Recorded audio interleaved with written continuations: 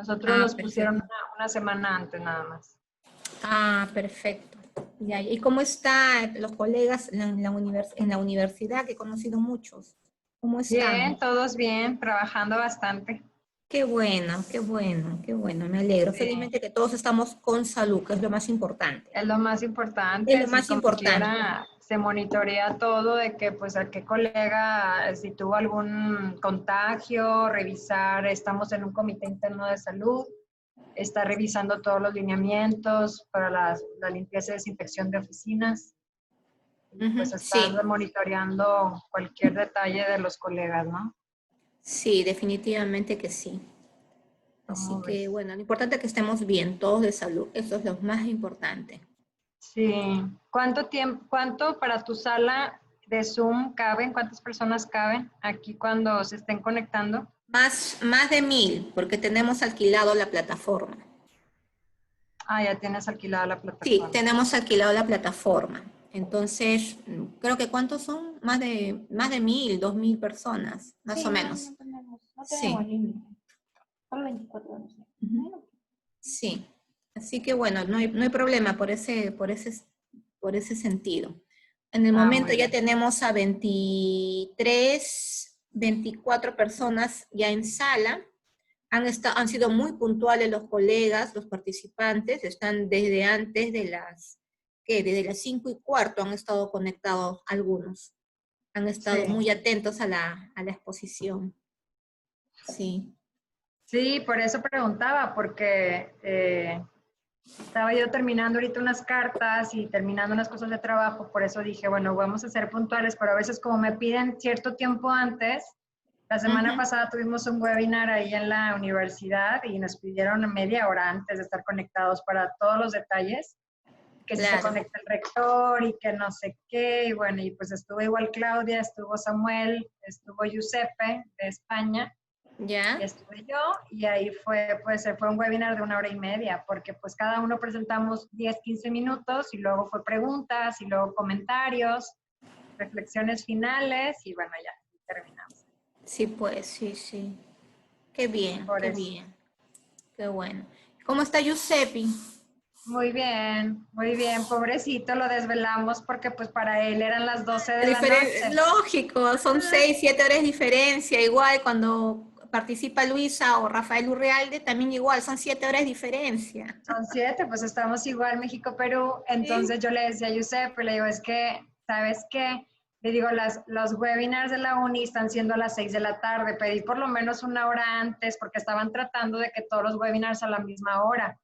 Y luego dijo, no importa, yo me aguanto. Yo, pobrecito, vino terminando a Pobrecito. las 2 de la mañana.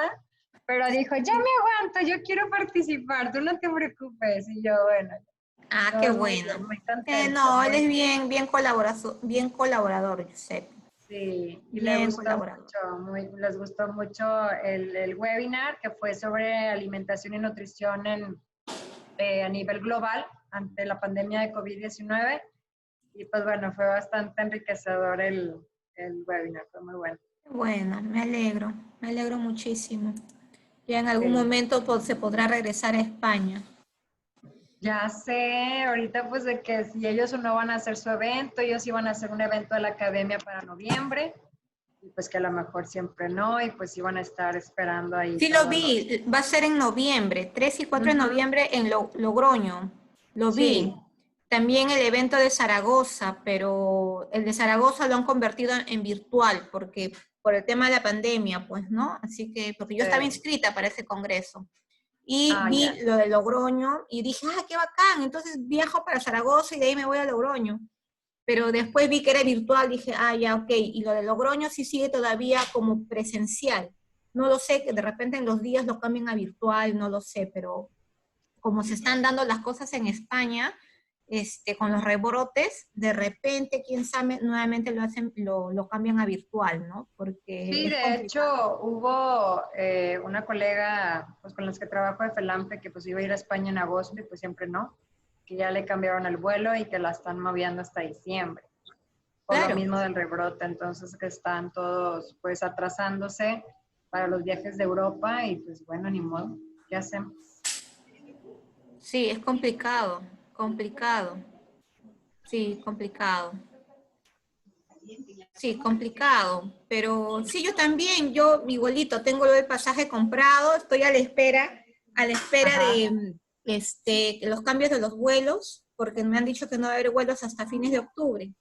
Sí, es lo que te iba a decir, o sea, no hay no hay nada ahorita todavía de que te dicen fecha, pero pues se siguen moviendo, ¿no? Se siguen cambiando. Sí, sí. Pero bueno, en algún momento vamos a regresar a España como antes, Ay, sí, a tomarnos yo la foto de postal.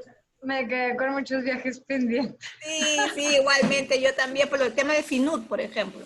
La FINUT iba a ser en abril, después lo cambiaron a octubre y ahora va a ser virtual. Ya lo dejaron virtual y pues Virtual. ya tengo ahí Claro, mi sí, yo también conferencia igual. reservada. Sí, yo también igual, tengo el simposio ahí, así que va a ser virtual, igual. ¿No? Pues Así ni que, modo, ya queman, pues ya nos dejaron así. sí, pues, ¿qué vamos a hacer? Yo que pensaba regresar a la Basílica de la Virgen de Guadalupe. Le hice una Pues promesa sí. que yo tenía que regresar. Yo dije, esta es mi Tenías que oportunidad. regresar. Tenía que regresar por una promesa. Pero bueno, igual voy a regresar. Voy a regresar el próximo año, pero regreso. Ya sé. Sí, No, vas a ver que sí, ya el próximo año esperemos que todo salga se bien para normalice. empezar ya. Exacto. Ya Muy para bien, todos Egna. Creo que listos. sí, ya todos listos. Tenemos 32 participantes. A medida que se van pidiendo la solicitud, igual se le va dando el pase de ingreso, no hay problema. Pero Ah, creo que ya. ya podemos ir comenzando, ¿te parece? Ya somos 33, Sí, sí, 34. como tú vayas viendo, ayer se fueron, o sea, mientras me presentaban, ya estaban dejando entrar a la sala Sí, y sí. ya Sí, yo yo voy dejando empecé. entrar, no hay problema. Ah, ya tenemos 35 participantes, así que ya podemos, creo que comenzar. Muy bien, Muy Edna. bien. Muy buenas tardes. Muy buenas tardes con todos ustedes, colegas, participantes. Muchas gracias por estar con ustedes, estar con nosotros esta tarde. A nombre de la Sociedad Peruana de Nutrición, le damos la más cordial bienvenida. En esta oportunidad tenemos una conferencista muy importante, de lujo, a la doctora Egna. Muchos de ustedes ya la conocen. Ella es nutricionista de profesión, trabaja en la universidad allá en México, en la Facultad de Salud Pública, ¿verdad, Egna? De Ajá, la Salud Pública y Universidad Nutrición. de Guadalajara, Autónoma de Nuevo la León. Autónoma No, de Autónoma León. de Nuevo León. Muy bien, así que te cedo los micrófonos, Egna, para que tú misma te presentes y des Sí, inicio a tu conferencia magistral. Muy ok, bien, muy bien. Entonces vamos gracias. a compartirles la presentación. Ustedes me dicen si se ve y todo bien. Ahorita la voy a hacer ya en grande. Ahí Sí, está. se ve ¿Todo muy bien? bien, todo bien. Perfecto. Entonces, bueno, pues yo voy a estar hablándoles el día de hoy de este tema de obesidad y COVID-19, sobre grasa disfuncional, la inflamación crónica de bajo grado y el manejo de glucosa en el tratamiento de esta enfermedad. Y agradezco nuevamente a Roxana por la invitación a esta reunión académica de SOPENUT. Y efectivamente, como ahorita comentaba, bueno, pues soy nutrióloga certificada, estoy trabajando actualmente como subdirectora general en la Facultad de Salud Pública y Nutrición de la Universidad Autónoma de Nuevo León y también soy miembro del Sistema Nacional de Investigadores Nivel 1 del SNI-CONACYT. Bueno, pues qué bueno que se están conectando para darles esta charla del día de hoy para poder entablar sobre todo este tipo de estrategias y aprender mucho más de lo que podemos nosotros hacer como nutriólogos ante lo que estamos viviendo durante esta pandemia. Y bueno, como vemos, las enfermedades no comunicables, o también llamadas las enfermedades crónicas no transmisibles COVID-19, tenemos que entender una parte llamada el vínculo entre la inmunidad y la nutrición, ya que desde que se declaró la pandemia el 11 de marzo del 2020, para el 23 de marzo la OMS marcó a través de sus guías aquellas enfermedades diagnosticadas como no comunicables, que son aquellas enfermedades como las que ya conocemos, las no transmisibles, las crónicas no transmisibles, son aquellas personas que ya están padeciendo una de estas enfermedades, son aquellas personas que son más susceptibles para desarrollar COVID-19. Si observamos, por ejemplo, esta imagen, podemos ver que aquellas personas que viven o tienen ya un diagnóstico de una enfermedad no comunicable son las que tienen más riesgo de transmisión, más riesgo de complicación sobre COVID-19. Las personas de todas las edades que puedan estar infectadas por el nuevo coronavirus, también las que tienen riesgo de tener, por ejemplo, que se puedan complicar severamente de la enfermedad, pues arriba de 60 años sería también un factor de riesgo. Y aquellas personas que tienen una enfermedad no comunicable preexistente, como ya les había comentado, que aquellas pueden estar incluidas las enfermedades cardiovasculares, como hipertensión o enfermedades que ligan incluso un stroke a otras enfermedades como un infarto al miocardio, enfermedades respiratorias crónicas como EPOC, diabetes y cáncer, y también nos marca la OMS que un factor de riesgo importante y aquellas condiciones van a hacer que las personas puedan ser más vulnerables a tener esta severidad de COVID-19 son aquellas personas que fuman. Y en esta publicación de este journal de medicina, del New England Journal of Medicine, nos dice que hay varios mecanismos fisiopatológicos que pudieran explicar la mayor virulencia de COVID-19 en pacientes con obesidad. Como sabemos, la obesidad es un estado de inflamación sistémica crónica de bajo grado que puede predisponer a los pacientes a la tormenta de citoquinas, que es lo que ya sabemos que es característica de esta enfermedad de COVID-19. Y adicionalmente también se ha dicho en estas mismas publicaciones que el tejido adiposo puede servir como reservorio de este virus, de este SARS-CoV-2, debido a sus altos niveles de expresión de la enzima convertidora de angiotensina 2, perpetuando la propagación a otros órganos. Además, sabemos que la obesidad puede ser un denominador común de condiciones coexistentes asociadas y a factores socioeconómicos subyacentes vinculados a los peores resultados de esta enfermedad de COVID-19.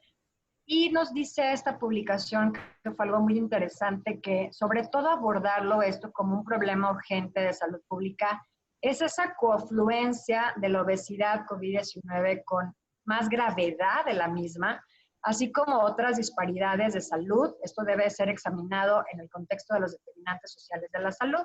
Por ejemplo, podemos observar estas disparidades de nutrición y obesidad, y como sabemos, aquí la obesidad en conjunto con enfermedades crónicas, como mencionaba, la diabetes, hipertensión, enfermedad cardiovascular y disfunción pulmonar, pues nos marca estos resultados severos de COVID-19.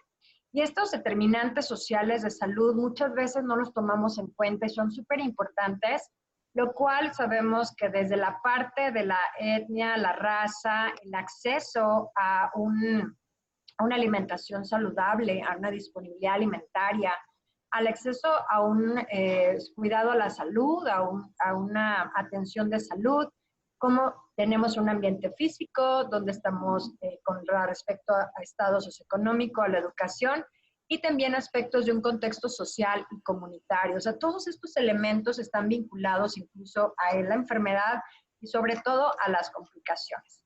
Ahora, recientemente ha surgido evidencia sobre un mayor riesgo de este SARS-CoV-2, que es el síndrome respiratorio agudo severo, por coronavirus 2, con peor pronóstico en pacientes con obesidad. Y sobre todo se ha visto que el exceso de peso es un factor de riesgo de enfermedad respiratoria que está muy bien establecido, está muy bien declarado. Y también es probable que la fisiopatología subyacente sea multicapas. Quiere decir que son como por pasos que se van involucrando varios procesos.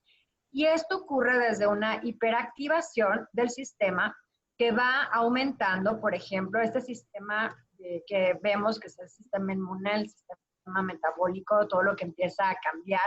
Y sabemos que aumenta la secreción de la interleucina 6 y hay presencia de comorbilidades como la diabetes e hipertensión, que es lo que les mencionaba hace un momento que lo había ya declarado la OMS. Ahora, también se ha mencionado que estas cuestiones de la obesidad vinculada a la enfermedad grave por coronavirus, especialmente, también se ha visto en pacientes más jóvenes. O sea, al principio, cuando empezábamos a revisar todas las estadísticas, cuando declaran la pandemia y veían que las personas mayores de 60 años eran quien tenía más riesgo, empezaba a avanzar todos estos procesos del conocimiento con respecto a COVID-19 y empezaban a ver que muchas personas se ponían graves, pero eran personas jóvenes, porque antes decíamos, bueno, pues no estoy dentro de ese grupo poblacional de edad, entonces pues no estoy dentro de los que tienen más riesgo, pero se empezó a ver personas que empezaban a agravarse, eran menores de 60 años. Entonces, hay formas de explicar todos estos elementos y aquí podemos decir que algunos pacientes cuando fueron diagnosticados por coronavirus y obesidad, además vinculado como todo este proceso de complicaciones, hablaba de que podían tener una función respiratoria comprometida que precedió a la infección. O sea, antes de que se infectaran o se contagiaran, ya tenían una función respiratoria comprometida. Eso es algo que pudiera también ser como una hipótesis que menciona que la obesidad abdominal, o sea, esa grasa visceral, puede ser más prominente en los hombres también y puede causar compresión del diafragma, los pulmones y también la capacidad torácica. Por eso se sabe que la obesidad causa inflamación crónica de bajo grado y a un aumento de citoquinas proinflamatorias circulantes que pueden desempeñar un papel en los peores resultados de COVID-19. Por eso vamos a ir hablando de cada uno de estos mecanismos para poder llegar a nuestras reflexiones del día de hoy. Ahora, en los Estados Unidos, algunas publicaciones marcaban que, pues desafortunadamente, lo que yo les decía hace un momento, la obesidad, no en personas incluso mayores de 60 años, sino en menores de 60 años, fue considerado un factor de riesgo epidemiológico que identificaron y que podía contribuir al aumento de las tasas de morbilidad en los Estados Unidos. También mencionaba que la edad y las comorbilidades como tal, pues sí son predictores poderosos de hospitalización, pero sobre todo observaban que de ese mismo deterioro de oxígeno al ingreso, de un ingreso hospitalario, marcadores de inflamación pues están más fuertemente asociados con enfermedades críticas. Ahora, en este estudio en Nueva York, cuando preguntaban, bueno, cuáles eran las características, cómo se presentaban clínicamente los pacientes, qué resultados obtenían, ellos estudiaron más de 5,000 pacientes que estaban hospitalizados por COVID y veían que las principales comorbilidades más comunes fueron la hipertensión, la obesidad y la diabetes. También entre aquellos pacientes que fueron dados de alta, pues, o los que fallecieron, pues habían cierto porcentaje, por ejemplo, aquí menciona el 14% que fueron tratados en la unidad de cuidados intensivos, el 12% recibió ventilación mecánica invasiva y el 21% murió. Y aquí ellos encontraban en esta población que la edad media de los pacientes fue de 63 años y el 39.7% fueron mujeres.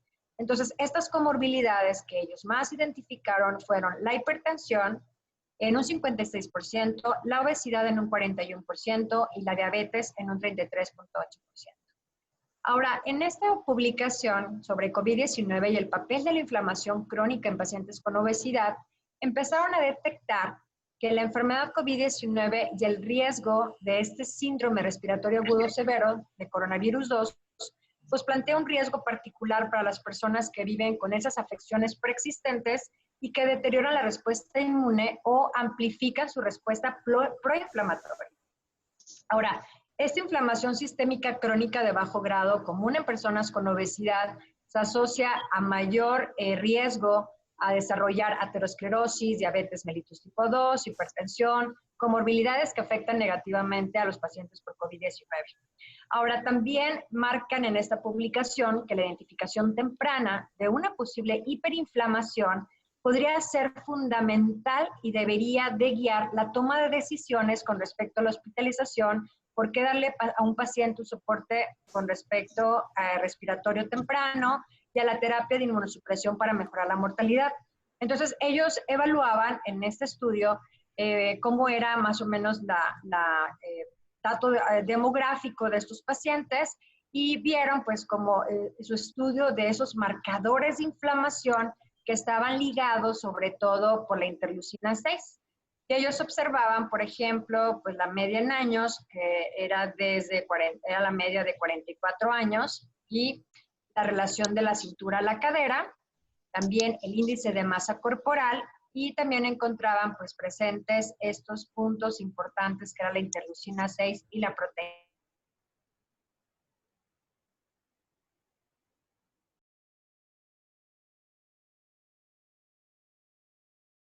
A evaluar más cómo estaban las características demográficas de sus pacientes ya hospitalizados, veían que este brote de SARS-CoV-2 nos hace como plantearnos un desafío para los sistemas de salud debido a las altas tasas de complicaciones en pacientes con enfermedades cardiometabólicas. Ahora, se proponen factores con una puntuación clínica. Ellos mencionan como un tamizaje, identificar, para predecir incluso letalidad de COVID-19, incluidos factores específicos para la diabetes y la obesidad, y también su papel en la mejora de la predicción de riesgo. Ahora, ellos crearon una puntuación para predecir letalidad de COVID-19 como herramienta clínica para la determinación rápida de pacientes con susceptibilidad de alto riesgo en un escenario de primer contacto. O sea, identificar al paciente que está llegando a esta atención hospitalaria y cuáles serían los factores de riesgo que pudieran exacerbar estos elementos de susceptibilidad de sobre todo complicaciones. Ellos proponían evaluar este riesgo de complicaciones y letalidad atribuible a COVID-19 considerando el efecto de la obesidad y la diabetes en México. Entonces, los factores de riesgo de mortalidad en COVID-19 incluyen la diabetes de inicio temprano, la obesidad, la presencia de enfermedades respiratorias crónicas como EPOC, la edad avanzada, la hipertensión, inmunosupresión y la enfermedad renal crónica. También veían que la obesidad media al 49% el efecto de la diabetes sobre la letalidad de COVID-19 y también veían que la diabetes de inicio temprano confería un mayor riesgo de hospitalización y la obesidad confería un mayor riesgo de ingreso y de intubación hacia los cuidados intensivos. O sea, era un punto súper clave. Entonces, la puntuación predictiva que ellos manejaban para la letalidad de COVID-19 incluyó la edad mayor de 65 años, la diabetes o la diabetes de inicio temprano, la obesidad, edad menores de 40 años, también como factor de riesgo, la enfermedad renal crónica y la hipertensión e inmunosupresión. Por eso, recuerden algo que les estoy diciendo, o sea, la obesidad está generando ese efecto con respecto a la diabetes y mayor letalidad, y también la obesidad confiere mayor riesgo de intubación. Y aquí es lo que vamos a ver en este estudio. ¿Qué pasa con la obesidad e ingreso a esas unidades de cuidados intensivos? En este estudio, ellos marcaban que los adultos con cualquier grado de obesidad tienen más del doble de probabilidad de experimentar insuficiencia respiratoria y 4 veces más probabilidades de experimentar ingreso al UCI, o sea, la unidad de cuidado intensivo, cuando se les diagnostica COVID-19 en comparación con adultos similares sin exceso de peso. O sea, fíjense la cantidad de veces que tienen más riesgo. Ahora, las personas de cualquier grado de obesidad tienen un mayor riesgo de enfermedad grave. Eso es cualquier grado.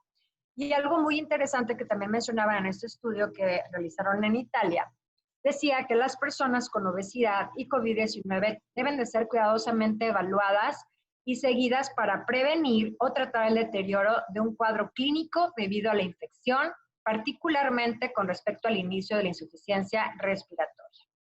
Ahora, ¿qué mencionaban ellos también en este estudio? Algo muy importante. Cada aumento, o sea, de una unidad en el IMC, llámese 30, 31, 32, de índice de masa corporal, ellos lo asociaban significativamente con todos los resultados. El sobrepeso, en comparación incluso con el peso normal, pues no mostraban ese aumento significativo en el riesgo. Ellos veían que el límite de índice de masa corporal que determinaba el aumento del riesgo era ese IMC arriba de 30 kilogramos por metro cuadrado. O sea, a partir del 30 era cuando empezaba a conferir más factor de riesgo comparado a los que tenían sobrepeso u estado de nutrición normal. Entonces, los investigadores señalaban que los hallazgos demuestran que los pacientes con un IMC de al menos 30 kilogramos por metro cuadrado tienen mayor riesgo de progresión severa de COVID-19.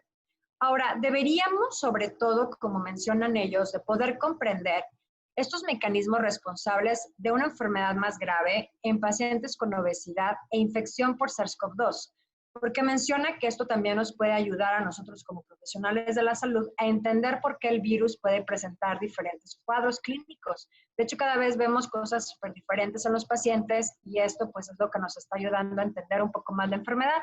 Y un punto también muy importante que ellos hacen referencia es que en cuestiones de investigación también sería muy importante ver las diferencias en los resultados de COVID-19 aquellos pacientes que tienen obesidad, pero que es la llamada obesidad metabólicamente sana, y aquellos que tienen obesidad que no son metabólicamente saludables, ¿sí? Entonces, sabemos que actualmente, eso es lo que les voy a hablar también dentro de esta conferencia, es que puede haber personas que tienen ese IMC arriba de 30 y aparentemente pues se encuentran metabólicamente sin alteraciones, o sea, metabólicamente sanos, pero hay personas incluso que tengan sobrepeso o peso normal y tienen alteraciones metabólicas y son las personas que no debemos dejar escapar y que podemos identificar como factor de riesgo otros elementos metabólicos que pudiéramos, como les comento, identificar para poder evitar todas estas complicaciones. Pero este es un punto fino que sí tenemos que reflexionar donde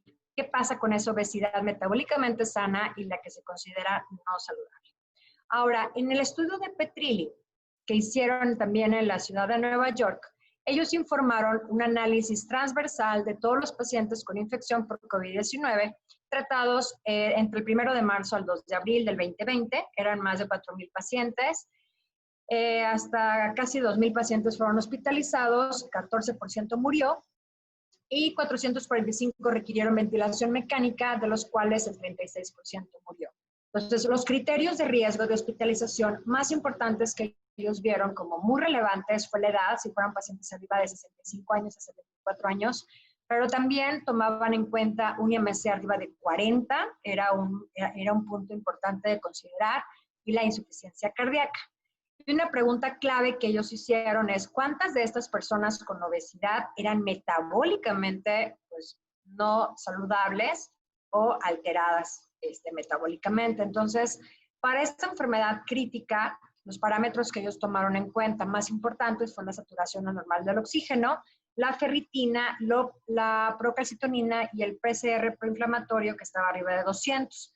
Las dos características más importantes para la toma de decisión de la admisión fue la edad mayor de 65 años y la obesidad. Ahora, para recordar un poco cómo es que trabaja todo este proceso del cual nos afecta o nos hace un daño en tejidos, es que sabemos que esta glicoproteína que tiene como espiga de esta envoltura del SARS-CoV-2 se une a receptores AC2 cuando vemos esta replicación viral del receptor de la enzima convertidora de angiotensina para acceder a las células humanas. Como podemos ver, AC2 degrada a la angiotensina 2 en angiotensina 1,7 para efectos antiinflamatorios. Esto es lo que normalmente haría en nuestro cuerpo, que es una protección de tejidos. Pero cuando está replicando el virus, cuando nos estamos contagiando, lo que sucede es que inhibe este receptor de AC2. La misma replicación viral permite que la angiotensina 2, que vemos por acá, se una a un receptor que se llama de angiotensina 1 o AT1R para ejercer estas respuestas proinflamatorias y hacer daños en nuestros tejidos. Entonces, si observamos cómo es que este coronavirus es de alta transmisión, pues comparado al de la influenza, pues es 3.5 veces más contagioso. Y sabemos que en casos graves, pues este SARS-CoV-2 infiltra en los pulmones y que de los pulmones puede causar daños profundos en otros tejidos. ¿Por qué? Porque el virus infecta e inflama también otros órganos, como el hígado, el corazón, el riñón, el endotelio, el intestino, entre otros, y que la distribución de estos receptores de AC2 en nuestros tejidos de otros órganos podrían explicar por qué empieza la disfunción multiorgánica observada en estos pacientes. Ahora, los científicos apenas comienzan a investigar el alcance y la naturaleza de este daño, y como podemos verlo aquí, en esta publicación que está en la revista Obesity, podemos ver cómo está este virus, el SARS-CoV-2, desde que tenemos en contacto en el cuerpo humano, vemos cómo infecta el sistema respiratorio, cómo puede diseminarse a través de los diferentes órganos extrapulmonares y ver de estos receptores de AC2, lo que también puede ocasionar una preactivación del sistema inmune, así como podemos ver cambios en el reservorio del tejido adiposo, lo cual, pues, como ya les había comentado, esta amplificación de citoquinas, el daño sistémico de tejidos, como lo podemos ver como esta cascada de diferentes eventos. Ahora, no debemos de ver a la obesidad solo como acumulación, sino aprender sobre la disfunción del tejido adiposo. Como podemos ver aquí, esta es una grasa subcutánea, ¿sí? Y si consideramos que hay personas que tienen un tejido adiposo normal, pues vemos que predominan principalmente macrófagos del tipo M2, que son macrófagos antiinflamatorios, que nos protegen sobre la inflamación, sobre la diabetes y la enfermedad cardiovascular. Pero si hay grasa, en mayor cantidad, grasa visceral, eso también lo puede convertir a un tejido adiposo más patológico. Podemos ver incluso tejido o adipocitos apoptóticos, lo cual podemos observar igual mayor reclutamiento de estos macrófagos del tipo M1, lo cual son proinflamatorios, disminuyen estas adipoquinas antiinflamatorias y tenemos mayores riesgos a presentar diabetes, síndrome metabólico y enfermedad cardiovascular. Entonces, es muy importante aprender lo que es esa forma de evaluar un tejido adiposo disfuncional en la obesidad, porque esta disfuncionalidad produce más factores proinflamatorios. Como podemos ver aquí, este tejido adiposo que empieza a hacerse disfuncional, tiene mayor lipólisis, mayor liberación de ácidos grasos y que llegan a penetrar en diferentes órganos, como en este caso le llamamos deposición ectópica, por ejemplo, en el hígado, en el músculo, en el páncreas, y podemos ver que disminuye la sensibilidad a la insulina, aumenta la liberación de glucosa hepática, aumenta las lipoproteínas de baja densidad y triglicéridos y la proteína C reactiva. Estos mismos ácidos grasos en el músculo disminuyen la sensibilidad a la insulina y en el páncreas aumenta la secreción de insulina, lo cual otras citoquinas proinflamatorias, como vemos aquí, alteran los vasos sanguíneos, causando más inflamación y heterogénesis. Y a mayor grasa corporal, mayor expansión de tejido adiposo, también tenemos más expresión de leptina, que es una hormona liporreguladora, pero puede llegar a ser proinflamatoria. Y también con mayores cantidades de interleucina 6, pues pueden cambiar nuestras respuestas a nivel cerebral con respecto a la ingesta de alimentos y al gasto energético. Incluso desde el 2017, el autor Gokan hablaba de un punto clave de la inflamación, la metainflamación y las alteraciones inmunometabólicas, lo cual marcaba la disfunción del adipocito como un marcador más importante para poder entender todos los cambios que puedan tener metabólicos los pacientes. En este caso, pues mayor expresión de citoquinas proinflamatorias, como podemos ver aquí, TNF-alfa y la interleucina 6, y que son factores de inflamación que aumentan ese riesgo cardiovascular. Ahora, si entendemos cómo se lleva una disfunción metabólica a través del tiempo, aquí nos ponen en este ejemplo, pues una ingesta calórica crónica elevada. Siempre menciono pues que estamos en sobrealimentación y eso es lo que ocurre con respecto a cómo también nuestros tejidos empiezan a ser pues, disfuncionales, empiezan también a tener senescencia celular, etcétera. Y aquí es como podemos entender desde que tenemos una cantidad de grasa corporal adecuada, pues tenemos adipocitos funcionales, no hay fibrosis. Predominantemente están los macrófagos M2, ustedes se acuerdan, eran aquellos antiinflamatorios. Pero a medida que yo empiezo a ganar grasa corporal, si empezamos a tener un estado de obesidad temprana, podemos ver el crecimiento de adipocitos, empieza a presentar fibrosis de tejidos, incrementa la síntesis de matriz extracelular y también vemos la conversión fenotípica de macrófagos, lo cual hace aparición de mayor cantidad de macrófagos del tipo M1, los proinflamatorios. Aquí la situación es con qué cronicidad se mantiene la obesidad, o sea, cuántos años tiene un paciente con obesidad, lo cual ellos le llaman como el estadio más el largo, el más prevalente de obesidad, y esa es la causante de esa hipertrofia de adipocitos, de esa hipoxia y muerte celular, lo cual también, como mencionaba, la síntesis de este desorden que tiene la matriz extracelular, pues causa inflexibilidad de tejidos. Como les comento, aquí pueden ver más esos macrófagos del tipo M1 secretando estas interleucinas 6, el TNF-alfa, y es cuando aparecen todos estos cambios también llamadas disfunciones metabólicas, que podemos ver esta angiogénesis que está alterada, mayores cantidades de algunos lípidos, la deposición ectópica y la resistencia a la insulina como un punto clave. Ahora, en esta publicación pueden ustedes observar de una manera mucho más gráfica todas estas contribuciones tan complejas de la angiogénesis, de la inflamación y la fibrosis en la expansión del tejido adiposo cuando lo consideramos saludable y no saludable. ¿Qué quiere decir esto? Cuando yo tengo una expansión normal o saludable del tejido adiposo, quiere decir que yo empiezo a aumentar de peso y pues hago una suficiente angiogénesis y tengo pues mayor organizado ese remodelamiento de la matriz extracelular y hay inflamación, pero es controlable, ¿sí? Pero a medida que se expande el tejido adiposo, sigue ganando peso, se empieza a incrementar, o sea, hace esa hipertrofia a nivel de adipocitos, podemos ver que hay una angiogénesis que no es adecuada, hay fibrosis a nivel de tejido, no hay una inflamación que puede ser resuelta y le llamamos que hay una expansión del tejido adiposo no saludable. Y es cuando hay ese daño a nivel de tejido. Por lo tanto, nos podemos preguntar si realmente la expansión hacia esta hipoxia quiere decir que como no hay una buena angiogénesis, una buena vascularización del tejido, no hay una buena oxigenación del mismo, y por lo tanto, esto es lo que atrae posiblemente a estos macrófagos del tipo M1. Por lo tanto, podemos ver que el ingreso de estos macrófagos media el estado inflamatorio del tejido adiposo. Cada vez que ganamos peso, como vemos aquí, sobre todo se mantiene la obesidad a través de los años, podemos ver que incrementa el reclutamiento de estos macrófagos, por lo tanto, podemos ver que hay mayor expresión de estas proteínas proinflamatorias. Y aquí vemos la ganancia de peso, mayor reclutamiento de macrófagos y observamos esta cantidad que se incrementa de citoquinas proinflamatorias, causando también mayor resistencia a la insulina. Entonces, no es propiamente el adipocito lo que está haciendo todo este proceso, sino son los macrófagos, la polarización de los mismos, que les digo que cambian del M2 al M1, los que en realidad contribuyen a esta expresión de las citoquinas proinflamatorias. Ahora, por eso nos hacemos esta pregunta, ¿por qué es tan crítica esta infiltración de macrófagos en el tejido adiposo?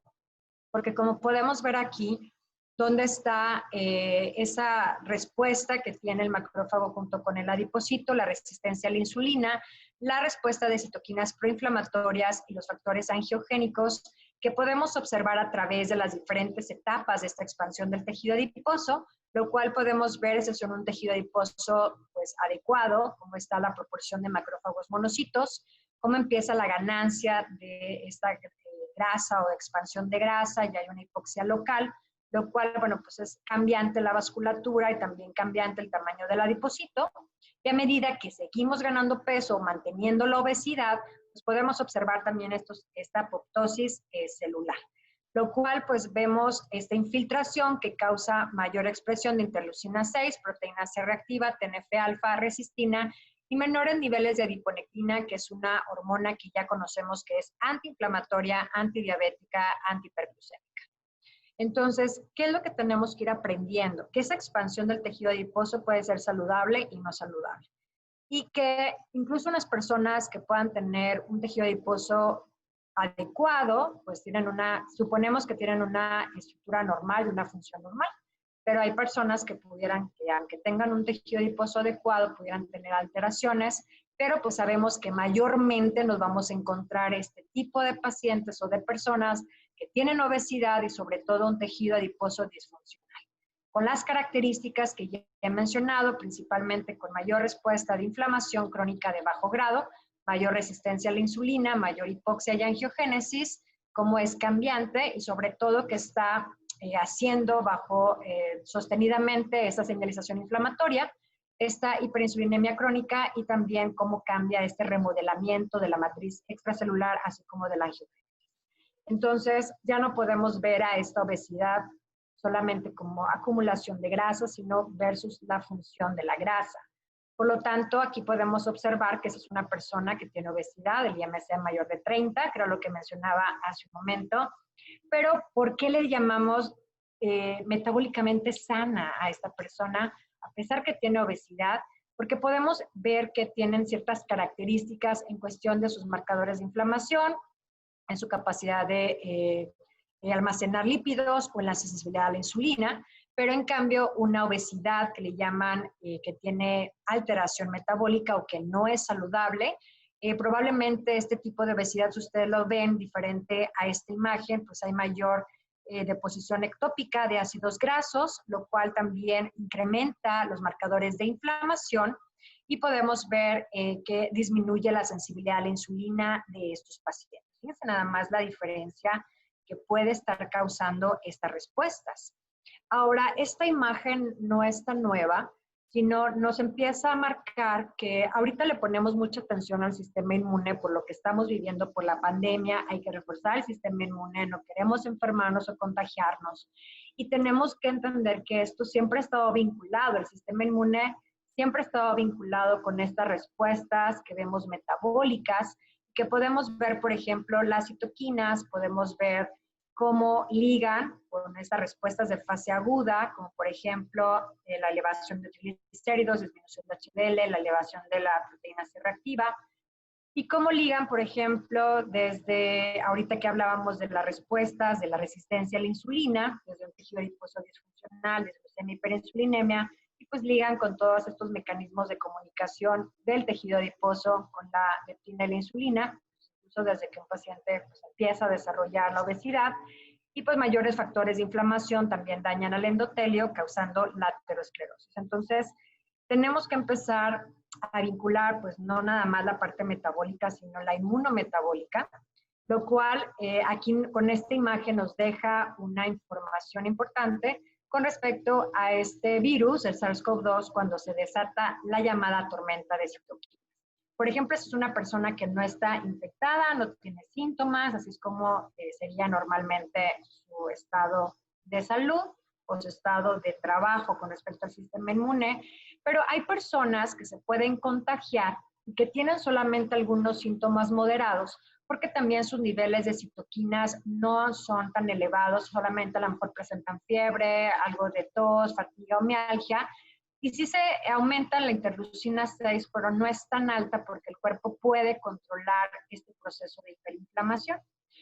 Pero en cambio, cuando aquellos pacientes se complican, le llaman ese COVID-19 severo, podemos ver aquella llamada tormenta de citoquinas, porque esos niveles de citoquinas se elevaron mucho más allá, y podemos ver que estos pacientes tienen más síntomas como fiebre, fatiga, más tos, disnea y la falla respiratoria, donde observamos esta relación con la interleucina 6 en mayor grado, este proceso inflamatorio o esta llamada hiperinflamación y tormenta de citoquinas, lo cual estos dos indicadores son muy importantes de identificar, y por eso pongo la palabra obesidad, porque a medida de que una persona con obesidad maneja inflamación crónica de bajo grado, pues va a tener mucho más esta hiperinflamación y puede desatar más comúnmente esta tormenta de citoquinas.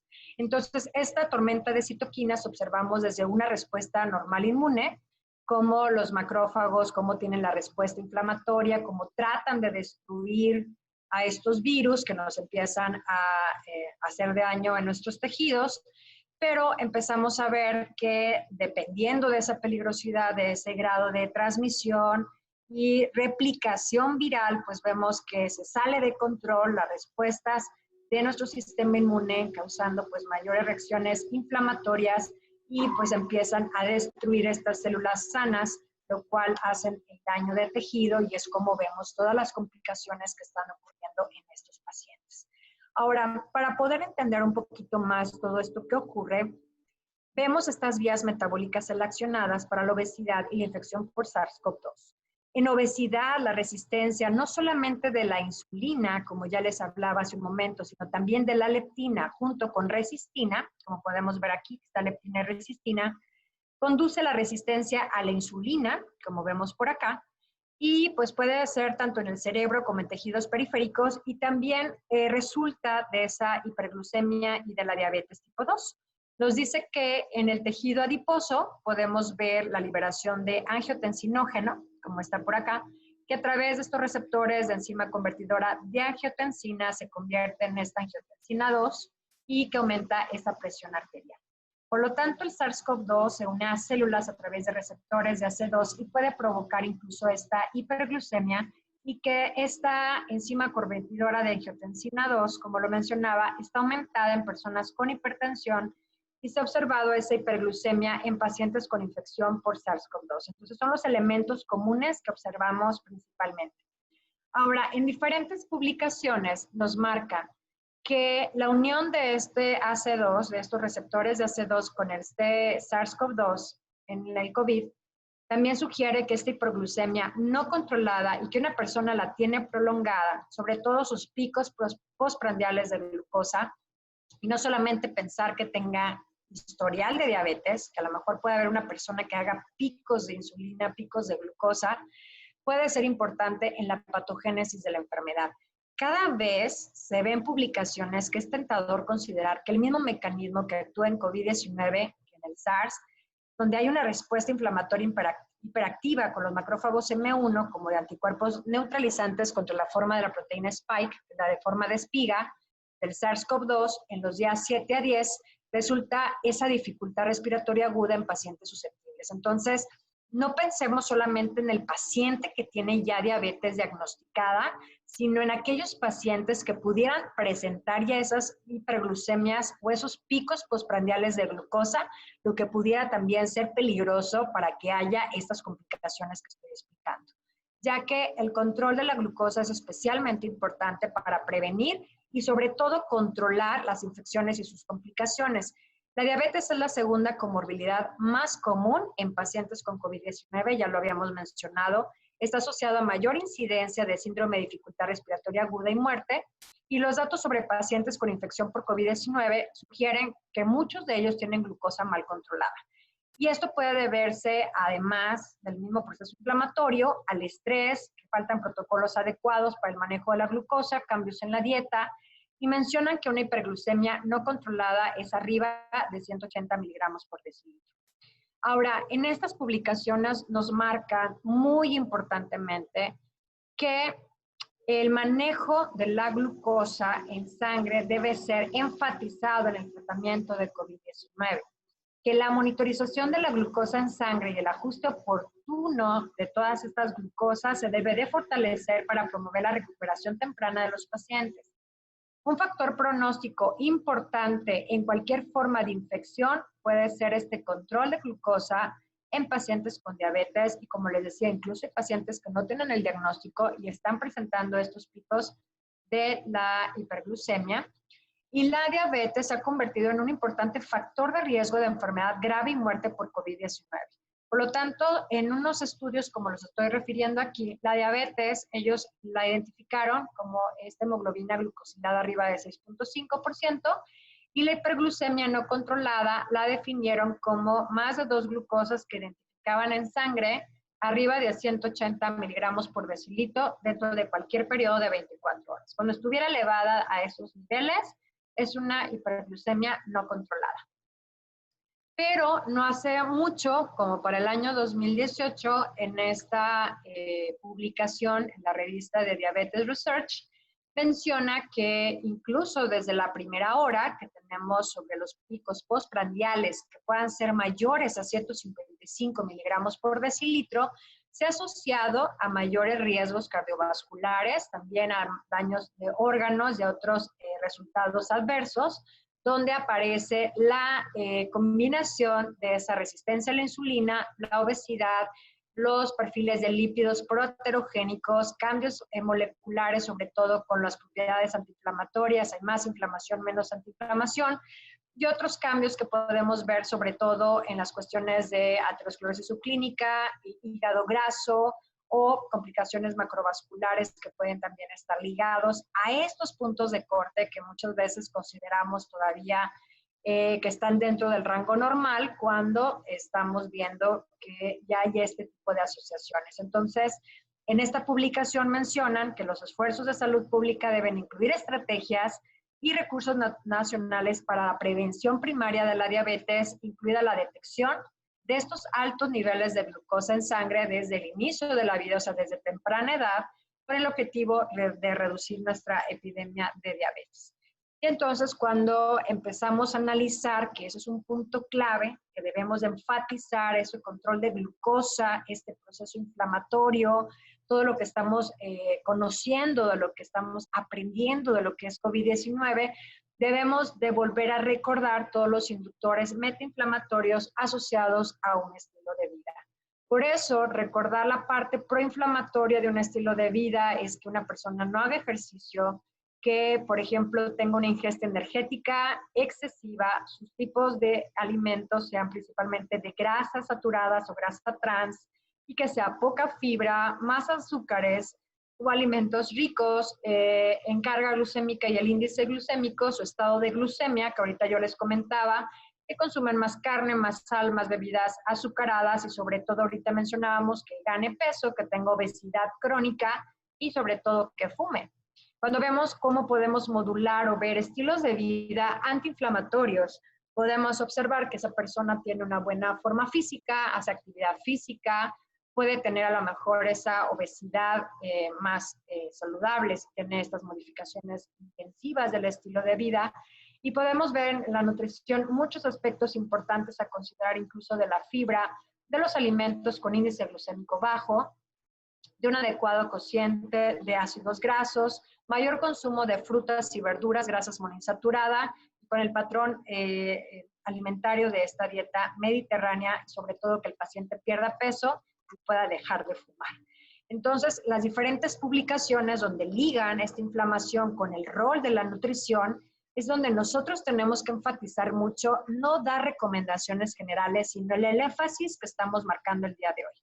El énfasis en el control de estas glucosas postprandiales, el énfasis de lo que estamos manejando de moderación, de modulación de la inflamación para poder ver mejores respuestas metabólicas y del sistema inmune de estos pacientes. Por lo tanto, las citoquinas, factores de crecimiento, quimiosinas, promueven la aparición y progresión de estas manifestaciones inflamatorias, lo que hace la desregulación del sistema inmune, un estado enfermo a los efectos de varios factores de riesgo que son no modificables y modificables, y aquellos tratamientos farmacológicos dirigidos también al estilo de vida, como estas dietas que consideramos equilibradas y de actividad física que pueden contrarrestar tales manifestaciones inflamatorias hacia la homeostasis.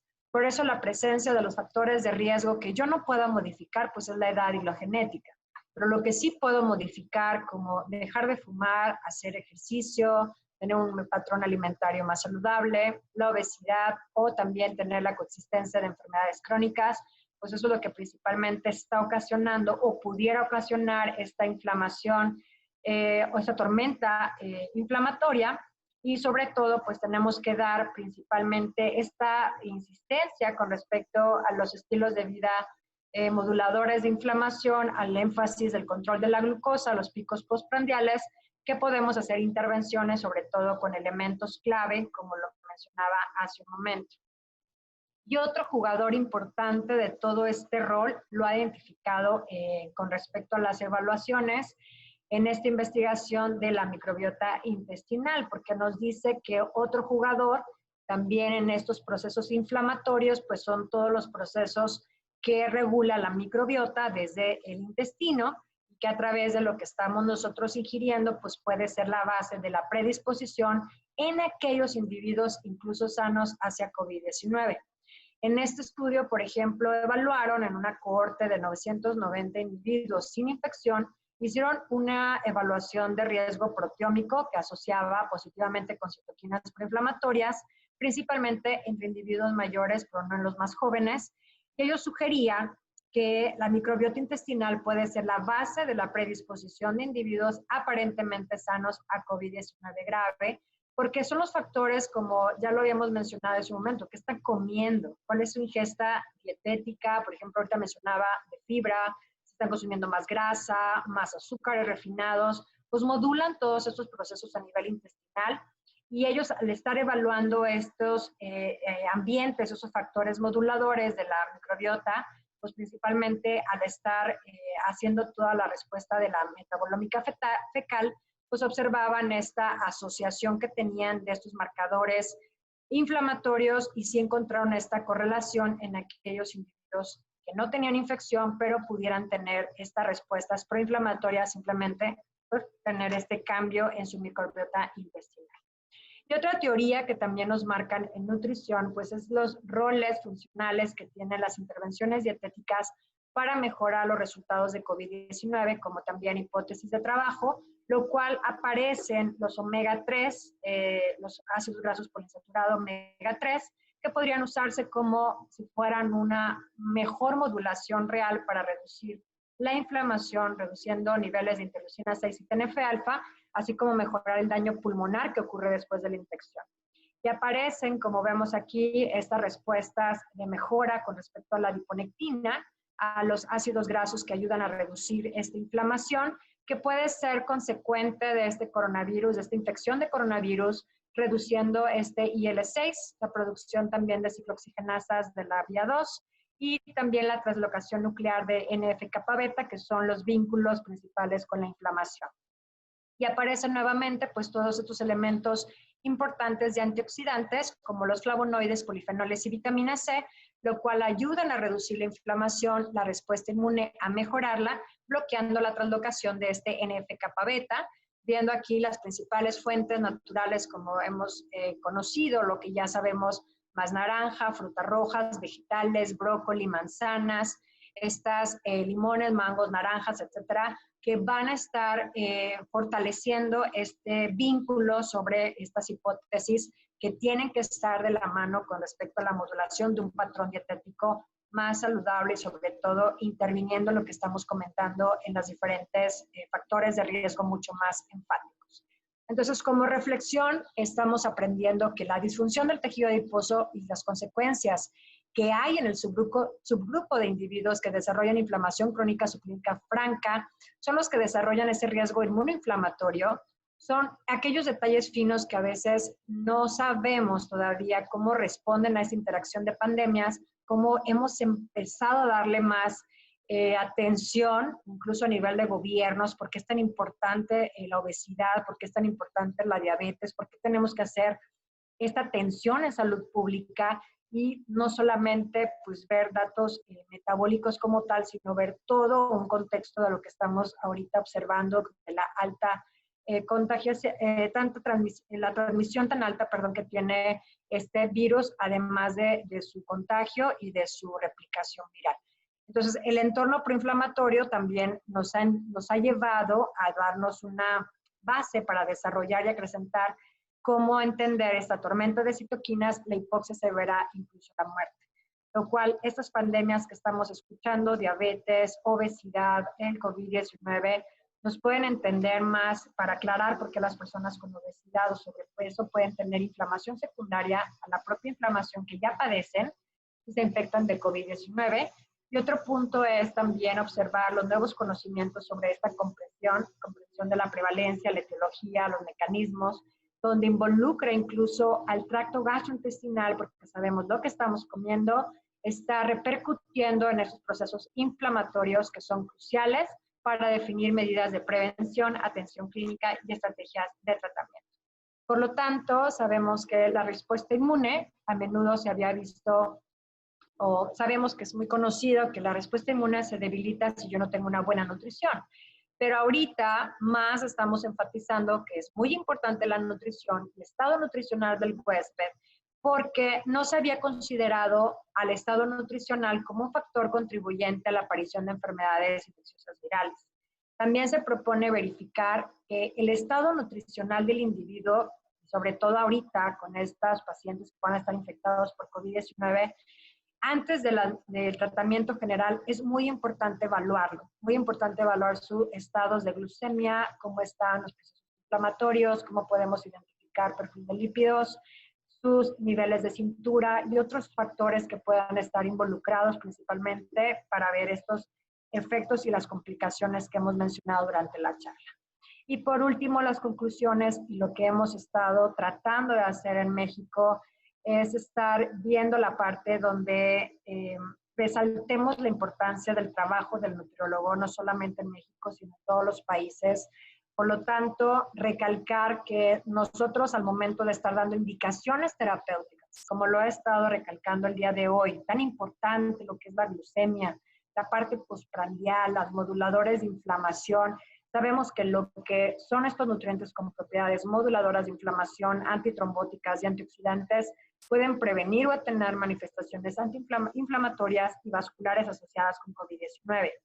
Y esto es especialmente importante para los vulnerables en nuestra sociedad, con alto riesgo de infección, que deben al menos mantener su estado nutricional lo más estable posible, lo mejor controlado posible. Y por último, observar que los gobiernos, es donde tenemos que estar trabajando también nosotros, debemos alentar activamente a nuestras indicaciones, sobre todo básicas, lo que hemos estado recalcando, a una alimentación de patrón saludable, dio un ejercicio en conjunto con lo que ya sabemos que es la orientación proporcionada sobre higiene personal y el distanciamiento físico y social para prevenir que se siga propagando este virus que es de alta mortalidad. Entonces, espero que les haya dado un poco de este panorama de lo que podemos hacer los nutriólogos. Y aquí tienen mis redes sociales para cualquier duda y cualquier comunicado que quisieran hacer. Agradezco nuevamente a Roxana y a Sopenot por la invitación y estamos muy agradecidos. Estoy atenta a sus comentarios. Muchas gracias nuevamente.